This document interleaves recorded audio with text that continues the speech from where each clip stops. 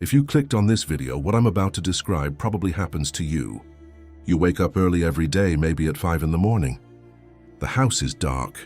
Everyone is still sleeping. You get dressed in the dark so as not to wake anyone. You drink a quick coffee standing up. You leave quietly and close the door carefully. And before turning the key in the car, you stop for a second. You look out the window of the room where your family is still sleeping. And something tightens in your chest.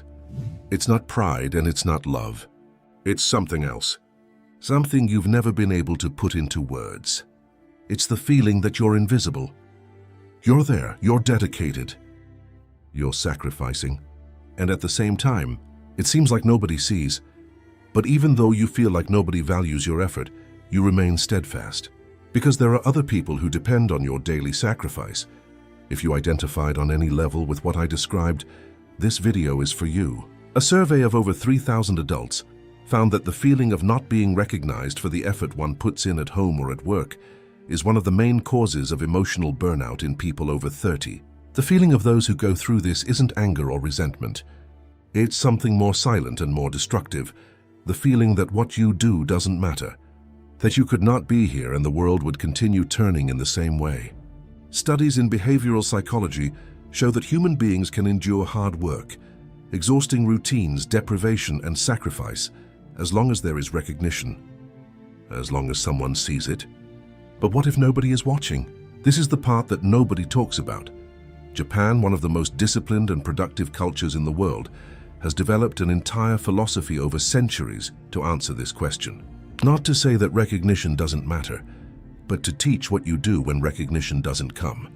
And this philosophy can completely change the way you view your own effort. But before we continue, I need to tell you something important.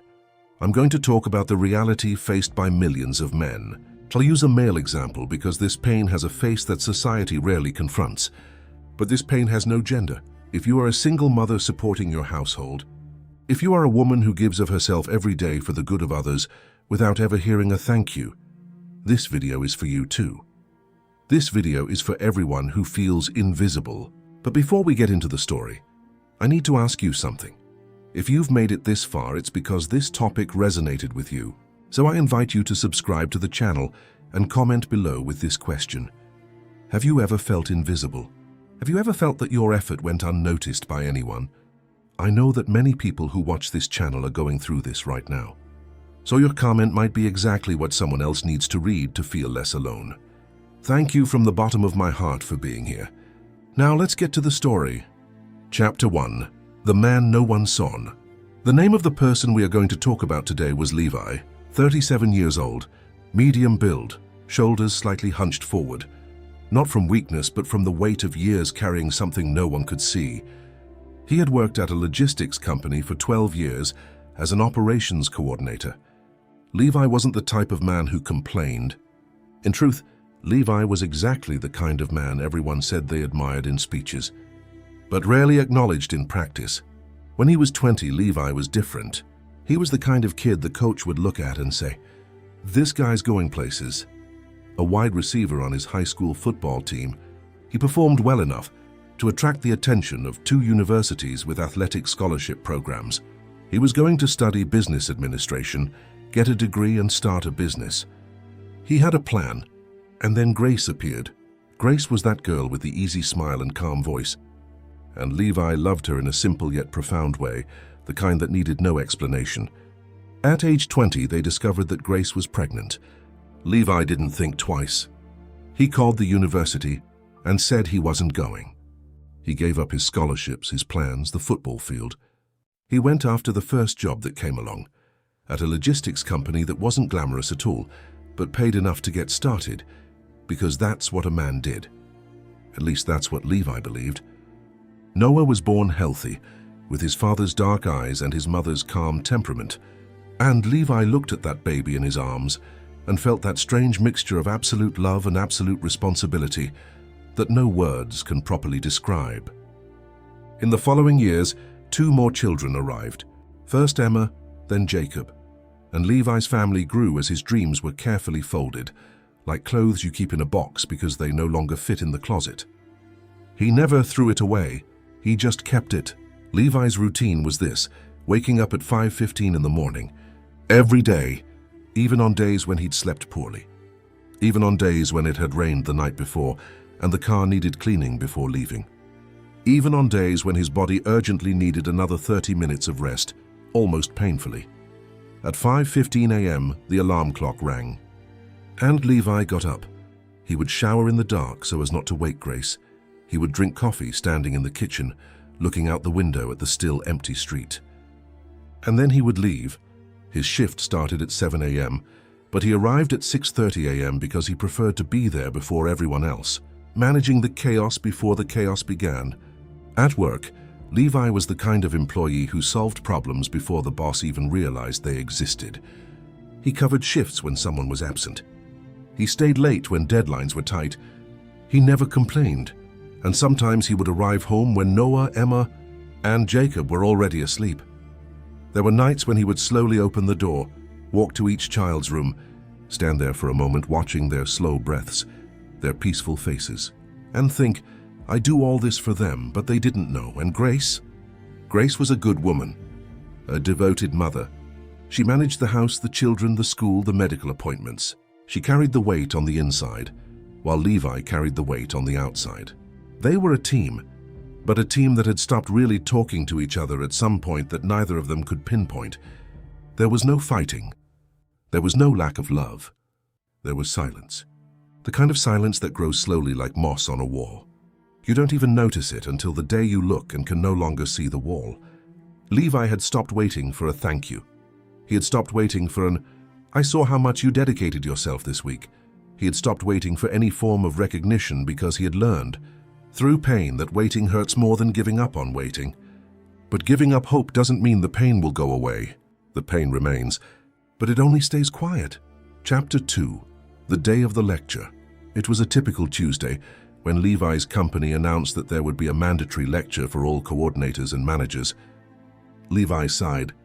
Company lectures were usually about productivity, goals, colorful charts that promised efficiency and delivered PowerPoint presentations. He went because it was mandatory. The speaker entered without any hurry. His name was Jacob. 50-something, maybe 60, gray hair, a calm smile that seemed to have no urgency whatsoever.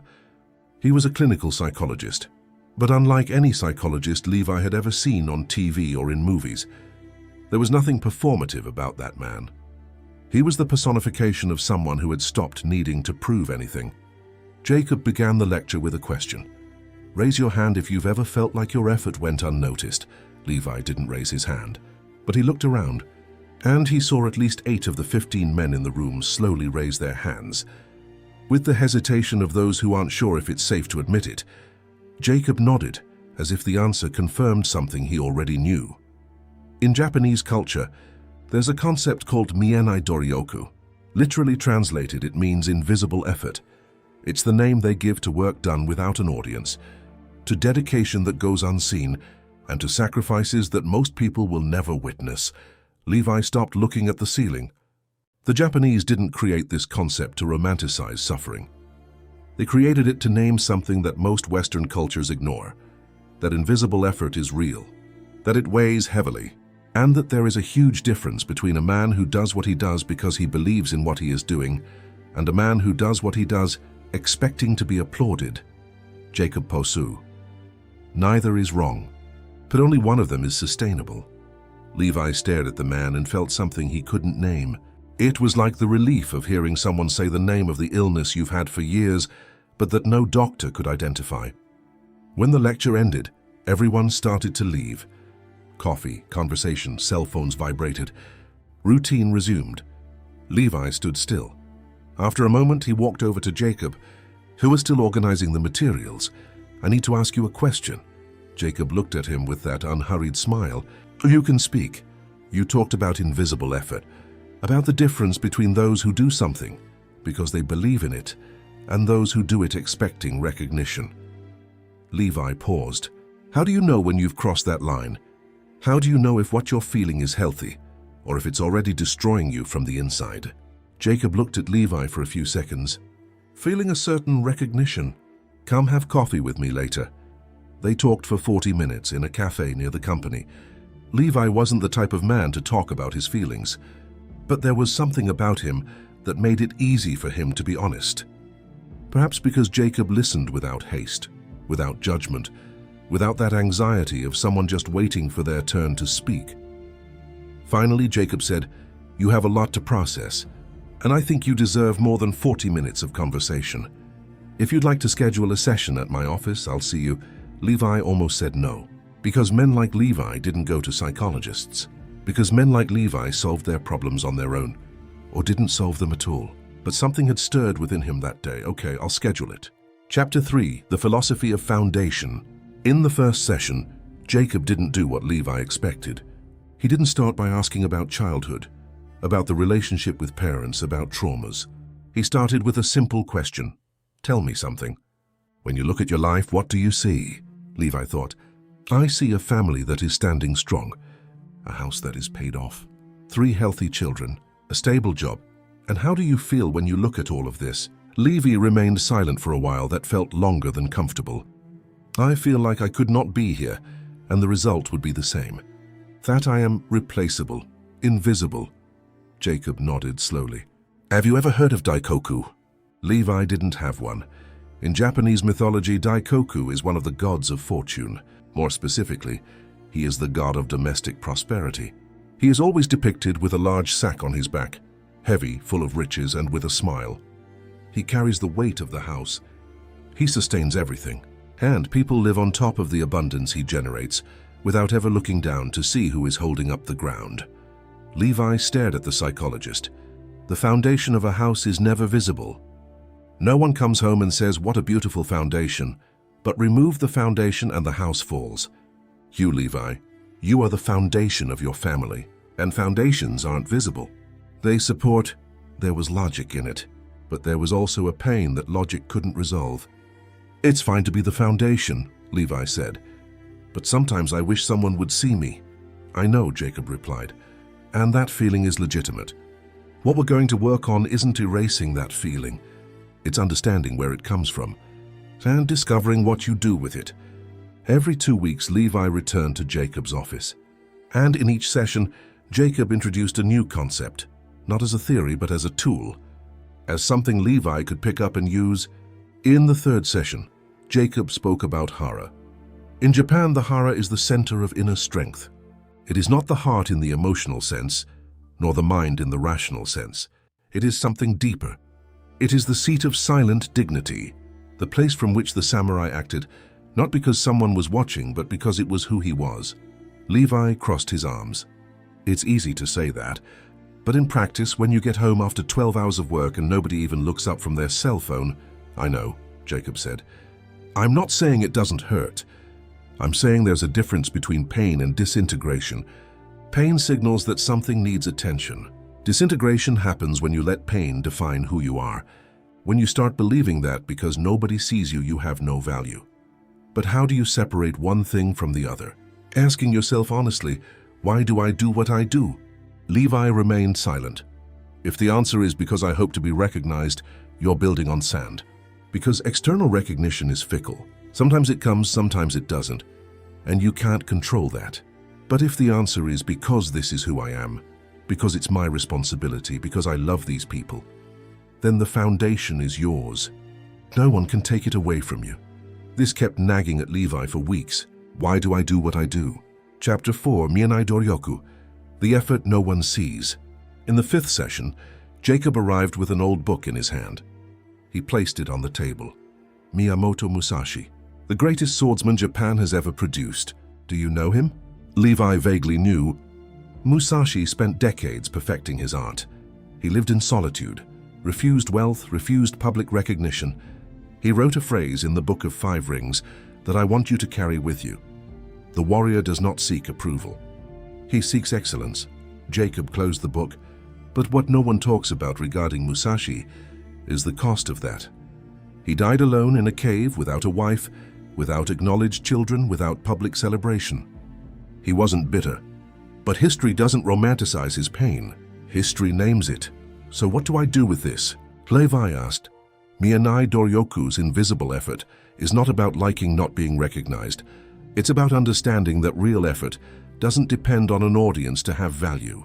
The samurai who trains for 5 hours in an empty field doesn't train any less than the one who trains in front of 1,000 people. The effort has the same weight, the same reality, the same consequence. Levi was beginning to understand. But understanding with the head and feeling with the body are different things. And the family? And Grace? When will they realize? Jacob answered slowly. Sometimes people don't realize the value of the foundation until the day the ground shakes. Here I want to point something out.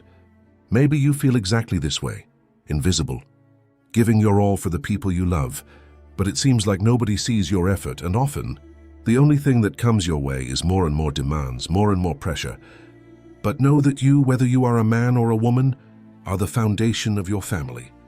You are the cornerstone that sustains your home. The children began to notice, not the deprivations themselves. Children complain about deprivation but rarely understand what's behind them. What they perceived was their father. Levi continued waking up at 5:15 a.m. He continued leaving the house in the dark, only now he wasn't leaving for the company, but for a nearby library where he stayed developing the business plan he had secretly begun drafting. Because during all those sessions with Jacob, something had become increasingly clear in Levi's mind. He had a dream kept in a box. Not the dream of being an athlete. That had transformed as all youthful dreams do when life touches them. But there was another dream that had become clearer over the years. He wanted to have his own company. A logistics consulting firm, something he could do with his eyes closed after 12 years in the industry. He had never had the courage. There was always a bill to pay, a school to enroll in, a plan to avoid taking risks. But now he looked at the situation and thought something he hadn't expected to think. Perhaps now is the time. He had an emergency fund. He had built it up quietly over the years because Jacob had planted a seed during one of the sessions. You are not just the structural foundation of the family, you also need to be the financial contingency foundation. When the ground shook in your parents' lives, was there someone holding it up? You need to be that someone for your family. Levi had started his emergency fund that same month, and now the reserve was there, holding the fort while he built. Chapter 6. The Man Who Never Stopped. Noah, the eldest son, was 17 years old at the time of his father's dismissal. He saw everything. He saw his father leave home at 5:15 a.m., even though he didn't have a business to go to. He saw his father with his laptop on the kitchen table after 11 at night, studying business models, contracts, clients. He saw his father receive a no from a potential client and call back the next day. He saw his father not complain about the situation even once. But there was something else that Noah saw. One afternoon, he was in the living room when Levi arrived home. Grace was in the kitchen. Levi went in, and without Levi knowing his son was watching, he went to the kitchen, put his hand on Grace's shoulder, and whispered, "It's going well." The client responded, "I think it'll work out." And Grace turned, and for the first time in a long time, she looked at her husband with that look that precedes tears, that look of emotion that can no longer be contained. "I'm proud of you, Levi, you know I am." Levi didn't answer immediately. He stood still for a second. "You don't need me to say this, but thank you." Noah went back to his room without his parents noticing he was there, but he carried that with him. American psychologist Martin Seligman, the creator of positive psychology, identified in his research that one of the greatest predictors of human resilience is what he calls a perceived sense of contribution. In his words, human beings need more than just external recognition to persevere. They need an internal sense that what they do matters, that there is a connection between effort and result, that they are the cause, not just the effect.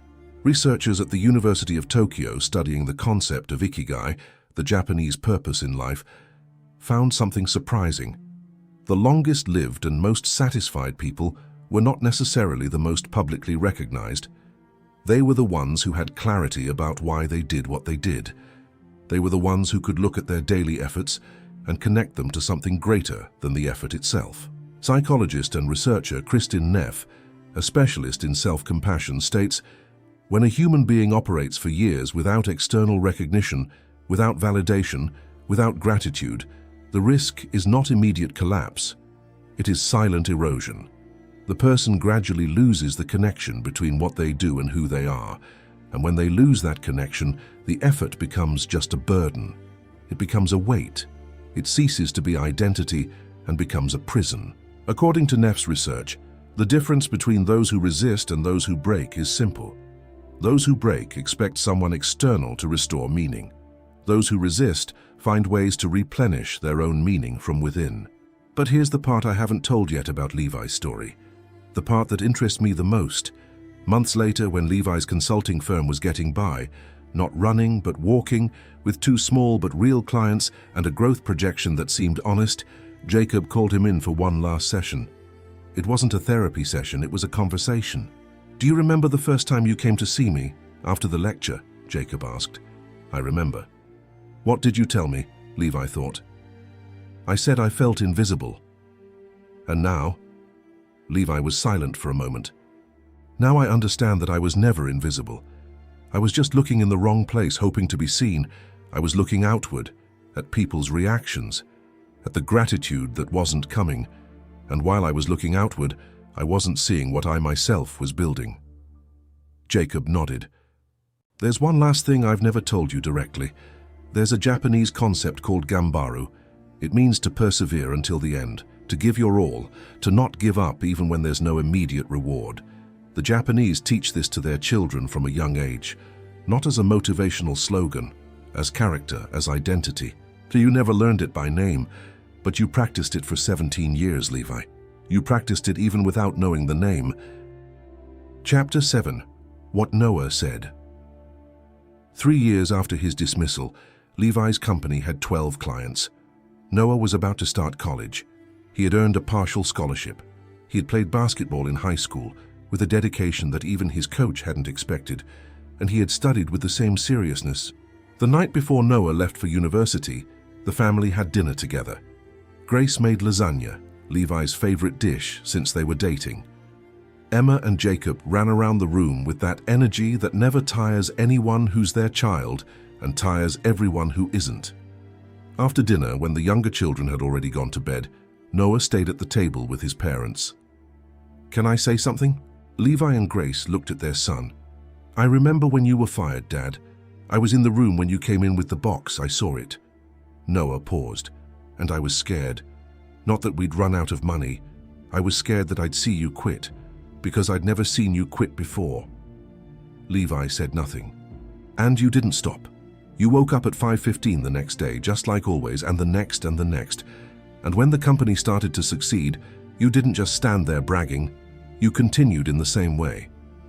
The son paused. "When I get there and things get tough, I want to be like you. I want to be the kind of man who doesn't stop." Levi looked at his son. He felt that tightness in his chest that was neither sadness nor joy, but both at the same time. "I saw you, Dad. We always saw you. I need to talk to you now, not with Levi. With you who made it this far. If you're still watching, it's because some part of this story touches on something real in your life. Maybe you are that man. Maybe you are that woman. Maybe you are someone who wakes up early, who carries the weight alone, who does what needs to be done without hearing a single thank you. And I want you to know one thing. The invisible effort is real. The burden of enduring unseen is real. The pain of giving everything and receiving nothing in return is real. I'm not here to tell you that you should simply accept this with a smile, but I'm here to tell you what they taught Levi, what Jacob planted in those bi-weekly training sessions, what Musashi knew when he trained alone in an empty field. The value of effort doesn't depend on having an audience. The foundation of a house doesn't need applause to be real. It just needs to be solid, and you are solid, you are there, you continue. So in Levi's story, he learned about Mienai Doryoku, the invisible effort, and understood that effort without an audience is not less effort, it is purer effort. He learned about the Daikoku, the god of the domestic foundation, and understood that being the pillar is not about being invisible. It's about being indispensable in a way that only becomes apparent when the ground shakes. He learned about Hara, silent dignity, and understood that inner strength doesn't need external validation to be real. He learned about Gambaru, to persevere until the end, and he understood that the man who continues, who doesn't stop, who gets up and goes even without applause, even without recognition, is the man who leaves a legacy. And he learned finally that the people we love sometimes take a while to see, but when the ground shakes, they see. And sometimes the child you thought was sleeping was seeing everything. You are not invisible. You are the ground. And the ground supports everything, even when no one is looking down. Now I ask you a question. What are you carrying right now that no one can see? And where does your strength come from to keep carrying it? If this video has somehow reached you, I ask that you subscribe to the channel, leave a like and share it with someone you know who is carrying an invisible burden right now. Sometimes the most powerful thing you can do for someone is simply to show them that someone sees them. And if you enjoyed this content, I invite you to watch one of the videos that's currently appearing on your screen. You'll certainly learn something valuable from it as well. Thank you very much for your attention, for your time, for getting this far. See you in the next video. And remember, be present, walk with honor, follow the path.